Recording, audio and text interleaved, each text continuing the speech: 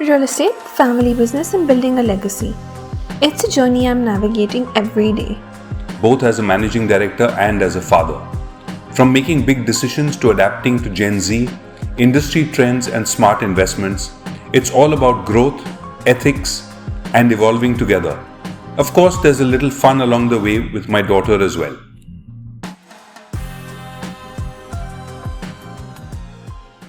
Even over the years growing up, I feel like that used to even be dinner table conversation.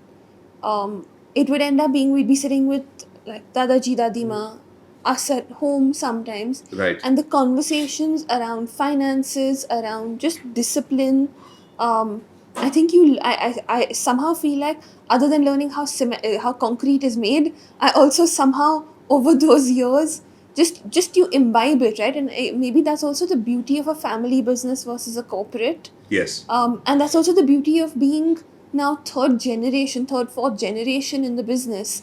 So actually that leads me to think about legacy and change, right? Fiscal discipline is one of the legacies which I think actually even comes down from Dadaji's era. Yes. And I think that's just a value that's gotten passed down and something that we're very cautious on and conservative on. Right. But when you're navigating legacy and you're navigating change, how do you look at that?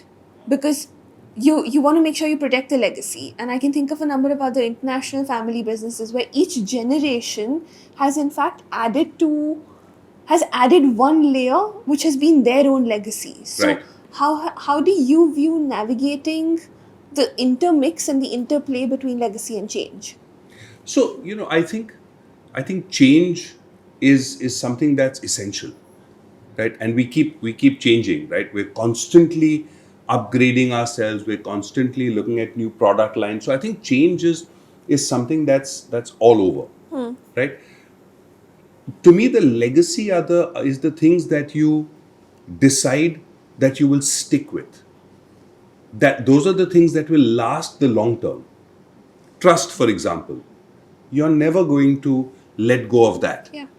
Right? If you choose you want to add something, like we're currently discussing compassion, right? As a value. And as a value. Yeah. Right? And over time, as we institutionalize that, then that also then becomes part of the legacy. So you will be able to over time bring about the changes that you want to see happen. Some of those will become permanent, and then that becomes part of your legacy. And that becomes part of the organization's DNA in a way. So Absolutely. each generation has its own opportunity to shape the DNA and the future, which I think is so cool and so powerful. But I think each generation must not. It's not about can. You must look at that, right? Yeah. You must look at it to say, what do I need to change? What's obsolete here? Right? Because some of the things do get obsolete over time. And as you scale, you have changes happen. And as you need to scale, you'll see change. changes. So Yeah. we need to keep reinventing ourselves, right? Certain things will stay true for the long term. But I think, the aspect of legacy, it's never too early to start thinking about legacy. And you need to start thinking about yours. Yeah, I love that. I absolutely love that line. So you mentioned that when you joined the business, we were on the smaller side, right? How have you seen the business evolve over the last 3 decades? And also, how have you seen the industry evolve over that time? How long do we have? It's been a 30 plus year sort of journey. No, I think there's been a number of pivotal things that have happened. Okay. Initially, through the 90s, most real estate businesses were very small. There were a few which were larger, but for the most part, businesses were quite small. As we went into the 2000s, the biggest change that happened then was interest rates came down. And so in the 90s, people would be borrowing at 16 and 17% to get a home loan, Ooh. right? So affordability was sort of Low. just very, very low, right? Yeah. Virtually non-existent. When the interest rates came down and they hit, I think, if I remember correctly, it went down to like 6.75 was the lowest it's been, right? That set the home demand on fire. Look, India's always had a need for homes, Yeah. right? But it's when prices go too high that the demand goes out of the window. When interest rates go too high, the demand goes out of the window. Always. So the demand got triggered. So that became So then more another capital came in. boost. Yeah. So, there was demand, and then capital came in I think 2006 is when they opened up for FDI in real estate. Got it. So that's when the first wave of investments came in, and that helped to scale up businesses. So the industry continues to evolve, scale continues to drive, there's growth happening, companies continue to get larger, the customer base keeps increasing, talent continues to come in, right? And then the industry had a number of different hits along the way. Demonetization was one of them. To a lot of players, RERA was a big hit Because of the discipline that we were because of talking about. because of discipline. Exactly. Yeah. Like for us, it made no difference. Following that discipline, keeping the customer at the center, Yeah. being transparent were things which RERA really brought about in the industry. And so that big change happened. Financing has changed. Okay.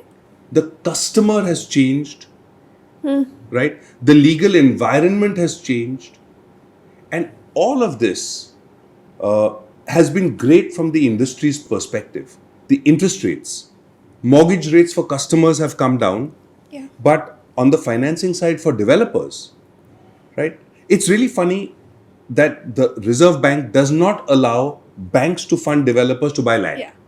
Okay, so, and this has been the case for a long time.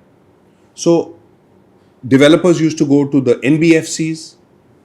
They were less regulated in those days. Regulations have come in then. So we now have RERA. So there's an escrow mechanism. Taking money from one project, putting it away into another project, leaving customers high and dry, that's no longer No possible. longer an option. Right? So a lot of things around money has totally changed. There was a time when, like, for example, for a lot of our financing, right, we look at listed NCDs. It would have been unheard of for the industry to be Yeah. looking at listed NCDs in the bond market 20 and 30 years ago. So in that manner, there's a lot of changes that have happened Got it. on that side. On the regulatory side, the biggest change I think has been RERA. Now there's some criticism that RERA hasn't been as effective as it could, but I think like in Maharashtra, for example, RERA's done a very good Very job. strong. It's very strong, Yeah. right? The regulator is proactive, very strong, and it has brought about a lot of discipline as far as the industry is concerned. And I think that's really good.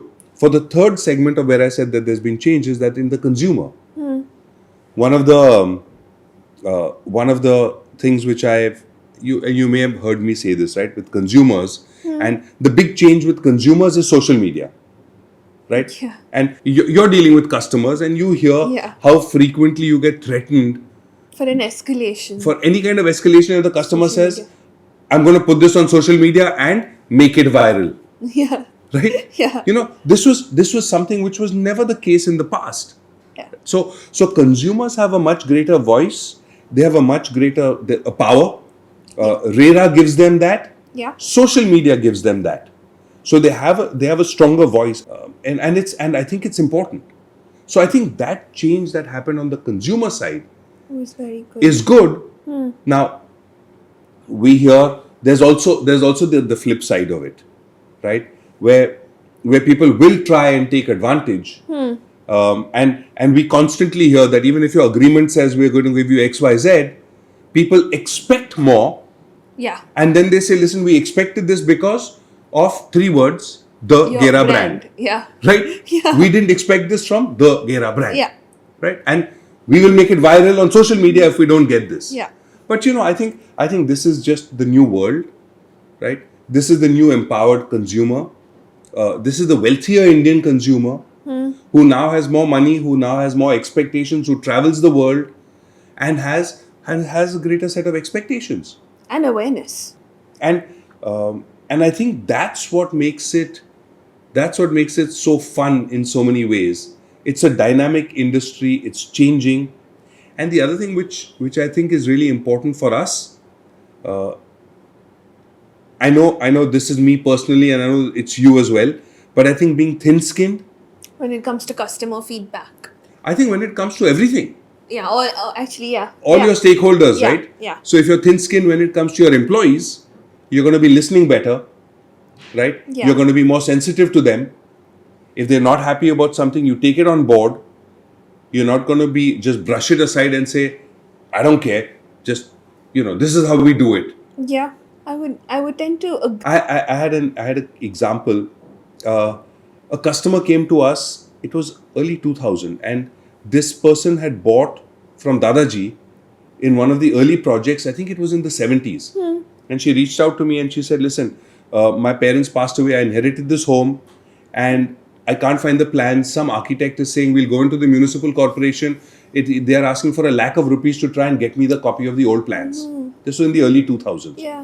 So I said, let me look it up, let me check it out, and get back to you. Yeah. 2 days later, we messaged her saying, we've couriered a set of your plans to you. Wow. Now, we have those records, we have all of that. In those days, people didn't see value in things like this. Yeah.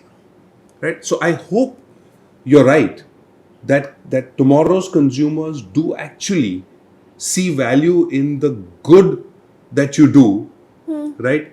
In the way you treat employees, in the way you treat your construction workers, Yeah. Okay. right? In the way you approach trust, transparency. And I think if that starts happening and consumers are more discerning, then more and more developers will be forced to do that. Yeah. And that's what changes the industry. It's a way when it's the push from the consumer which changes the industry.